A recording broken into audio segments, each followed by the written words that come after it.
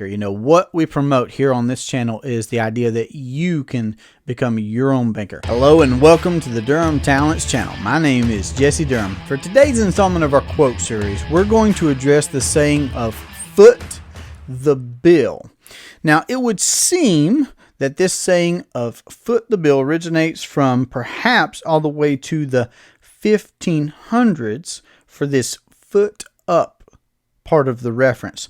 Now, allegedly, that means tabulating at the end of a page, an account, a ledger, the total amount. And then, of course, for sure, since the 1800s, foot the bill has implied someone generously covering the meal for everyone present, let's say. So footing the bill having this connotation of generosity in one instance, but also of having the feeling of a reckoning in the other. So I think both applications of that saying are interesting and applicable.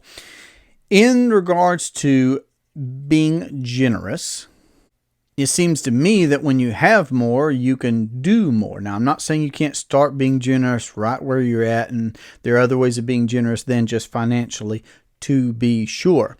However, it comes to my mind to point out that as that average American, which I was, that Nash described in his book as well, we're paying out volumes and volumes of interest. Now, those are dollars that forever leave our hands, never to return. That could have stayed within our household or our business, our investing. And again, the more tools that we have, and when we begin to view money as tools, as little employees that we have that can be doing whatever our bidding happens to be, the more that we can keep, the better off we are.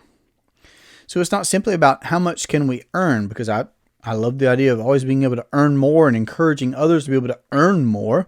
But really it's a question of how much are we keeping and how much will we be able to keep in our family, keep in our business. Now, in regards to the reckoning aspect, to be sure, those that are proactively considering and implementing the infinite banking concept to account for our need of finance, what better position could we have when it comes time to look at the ledger and realize that, okay, we're now keeping interest dollars in our family, in our business, but also we have an entity and a system that allows us to be able to recapture principal, dividends, interest, profit, whatever it is that we are currently financing. If we begin on the journey of doing that for ourselves, and that money comes back into our family ledger, then that situation is just incomparably improved. Remember, Nash always uses the phrase, compare to what? If we do account for our need for finance and do make progressive steps towards practicing this privatized banking, and that is compared to that all-American that is bleeding out interest dollars, then we were just going to be in stark contrast to that normal example that we have.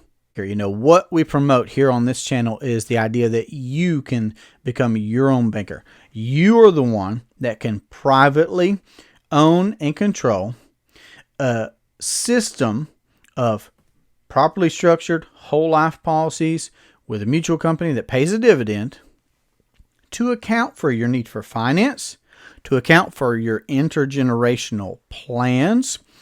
It's a way for you to autonomously, independently, not with government sponsorship, not in a compulsory way. These are folks, you're vetting or researching, or you're already a client of the idea that you could become your own banker. You're looking at how to plan and act intergenerationally. So the kinds of folks that are preparing for future generations are those that are listening to this information. So what I appreciate more and more over the course of time, to be sure, is I see government shutdowns and mandates and recessions, depressions, social upheaval, what have you. I appreciate more and more the ability to be able to privately contract to be able to rely on guarantees, to be able to be receiving dividends in pandemic years.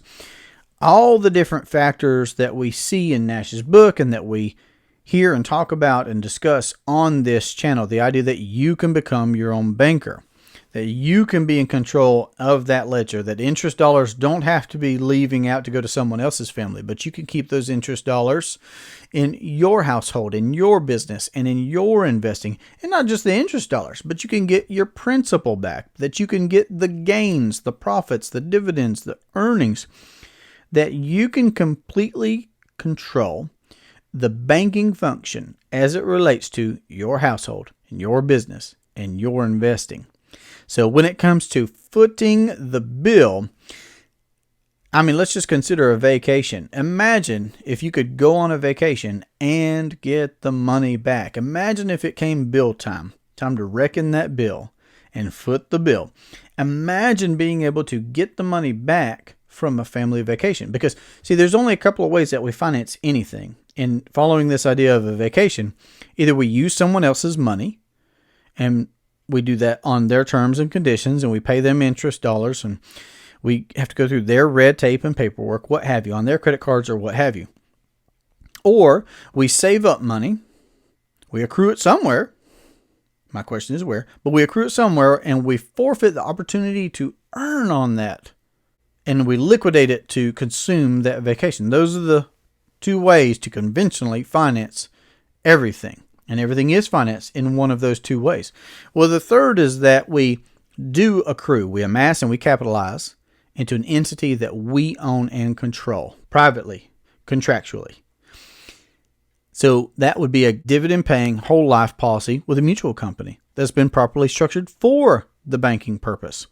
And now we can access our capital in an entity that we own and control in a known interest environment for what it is that we wish to consume, which in this case is a vacation. Take the vacation, and then because we own that entity and we have that system in place, we can recapture those interest and principal dollars back into our own privatized system. I'm just saying it completely changes the context and the sentiment around the idea of footing the bill.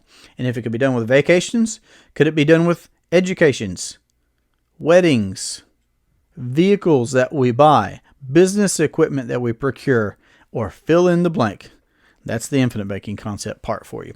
So I hope that this has been informative. If you'd like to have a conversation about how to implement the infinite banking concept into your household or your business or your investing, you can reach me at 828-817-4223, or you can email durhamtalents@gmail.com. This has been a great pleasure for me.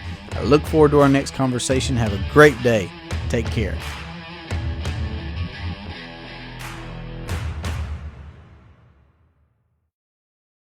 I wonder if is that going to enter? I didn't put the airplane mode back on. Is that going to enter?